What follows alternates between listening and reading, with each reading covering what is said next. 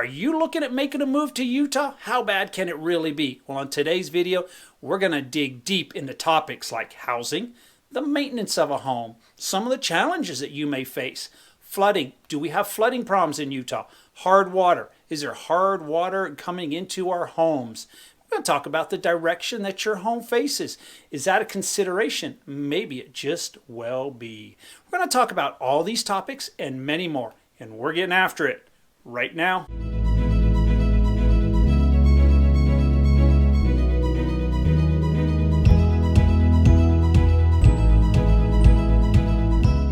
Welcome to the Living in Utah channel. I'm Mike Gallagher. I'm a local real estate agent right here in Utah. If this is your first time to my channel, we talk everything about the state of Utah, eating, sleeping, drinking, playing, whatever there is. You may consider tapping that subscribe button down below and hitting that bell notification, and YouTube will send you an alert of when I release a new video, and that's every week. And honestly, we've been helping people from all over the world buy or sell real estate right here, and we absolutely love it. So if I can be of any assistance, give me a call, shoot me a text, send me an email. We got your back when moving to the U state. Let's get started with the housing market. So if you're looking at purchasing a home, what kind of market are we in currently? Well, in my opinion, we're still in a hot market. We're just not in a super hot market. Over the last couple months, home sales have dipped a little bit, but the pricing is still holding steady. Maybe it's because we've gone into the winter months. Maybe the economy has dropped a little bit. There could be a number of factors, but the pricing overall is staying about the same. If you've got a home in a great neighborhood, move-in ready, great condition, you're probably going to get asking price or just above asking price. The wild, wild west that we saw this summer with no contingencies, I'll take the home regardless, that seems to be dropping off a little bit. I remember some people, they'd bid $500,000 on a home, the appraisal would come in at $400,000, and they'd walk into the title company with a check to make up the difference to make that deal happen. We're not seeing those drastic numbers at the current moment. I can remember going to a home and I thought I was going to a Black Friday sale at Best Buy or Walmart.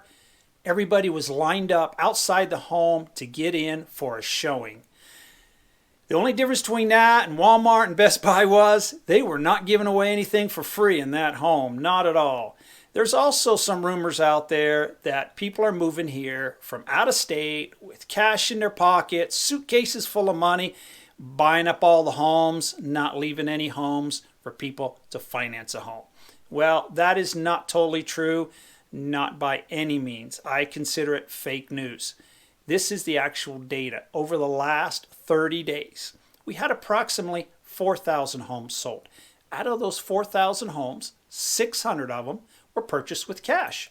That leaves about 3,400 homes, FHA, VA, conventional loan, some source of financing. So 15% of the homes were purchased with cash.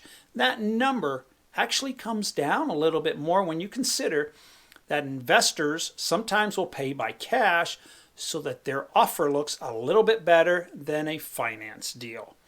Then once they get in the home, they'll do a cash out, refinance, put the money back in their pocket, and move on to the next deal. So maybe you're in the market to rent a place. Well, there is also high demand right now in Utah for condos, townhomes, apartments, and especially single-family homes. I've noticed single-family homes inventory drop for the rental side. Also, some landlords have just decided to sell. Some of that was due to the COVID situation. We had the rent moratorium in place. If people were affected by COVID, they did not have to pay their rent, so landlords were not getting paid. At the same time, they are seeing property values increase and increase. So some of those landlords put the property on the market and sold, and that was one less rental in the single-family home market. Couple tips for you though, if you are looking for a rental in Utah, try the website ksl.com or some of the Facebook groups, the local groups, the community groups. People will put their inventory on Facebook, and ksl.com has a great rental section to find a potential single family home or an apartment. A couple other tips for you. I guess the first one would be is to show up for an appointment. If you make an appointment to see a single family home or an apartment, make sure that you show up for the appointment or reschedule. Some landlords have to travel a distance to show a particular property, and they do not leave with a great impression if someone does not show up. I recently had one of my properties come up for rent, and I would say only about 30 to 35% of the people made it to their appointments. Another tip I've got, quite a few property managers and landlords will look at the condition of your car, not how new it is, etc., etc., just the interior condition. If they walk by the car and they see leftover hamburgers, McDonald's wrappers, trash in general, they feel that their property might be kept in the same condition. So maybe you decide to build a new home. Well, there's some issues there also currently in Utah. Every time I drive by a new construction site, there seems to be no workers, nothing is getting done. There's a few reasons. Number one would be labor. It's hard to find construction workers at the current time. In Utah, our unemployment rate is 2.2%. One of the lowest unemployment rates in the nation. Actually, 2.2% is the lowest Utah has ever seen, ever. Then you have supply issues. Contractors are always running out of supplies, whether it's finished trim, wood, roofing materials, paint, stucco. Just the other week, they were telling me that they were out of the white paint for the exterior trim. Seems to be one item after another is in short supply. And then I talked to some subcontractors, and there's the COVID problem. They tell me every 2 to 3 months they get 3 or 4 guys out with COVID, and then it just keeps repeating the same cycle over and over. This is all delaying the new construction projects. And it's not just new construction. My neighbor next door is looking for a shed, and they're 12 weeks out for a delivery. Wintertime is coming, and his garage is full of items, ATVs, dirt bikes, lawnmowers, bicycles. So he's trying to get all that into a shed so he can park his car in the garage during the winter months. Well, it seems like everywhere he goes, they're 12 weeks out to get him a shed. By that time, winter will almost be over. I don't know if it's a supply issue problem or it's a labor force problem. So in the evenings and weekends, I'm next door helping him build a shed so he can park his car in the garage. So also in Utah, we do have some hazards. One of them would be overhead power lines. We still have many of our power lines are overhead. You go to some home developments and you will see that the power lines are buried underground, but we have many that are still overhead. And every once in a while in Utah, it can get a little bit windy and those power lines can come down. So you have to be very careful with down power lines. You could get electrocuted. Also, when the lines come down, some neighborhoods will have no electricity, so it would be very handy to own a generator. Gas-powered generator, go out there, start it up. You could plug your refrigerator into it, save all the perishable items in the refrigerator from going bad, and also plug in lights and a little stove, and have some electricity coming into your place. So another hazard for some people in Utah will be spiders. We have small spiders, medium spiders, large spiders, and the occasional black widow spider also appears in Utah. You have to be especially careful when we go from warmer weather to cooler weather. The spiders like to look for some warmth and they will try to get inside your home for that warmth. Now there are ways to protect your home from spiders. Go to Lowe's or Home Depot or any hardware store. There are many products out there that offer a home defense. A lot of them are already in a bottle ready to spray, and you just spray the outside of your home. But the key to this product is to do it consistently.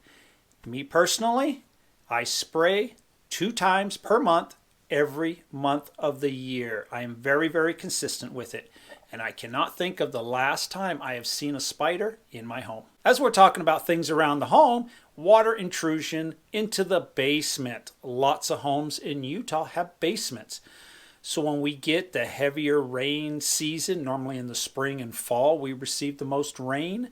It can pool around those foundation walls, and if you've got small cracks in the concrete, it can work its way right into your basement. So the key here is to push water away from the home, and this is done by downspout extenders. They go onto your rain gutters, extends them out to the middle of your yard so that the water will travel and soak into the middle of the yard and not all around the basement. As we're talking about homes with basements, one common issue you will find is squeaky floors.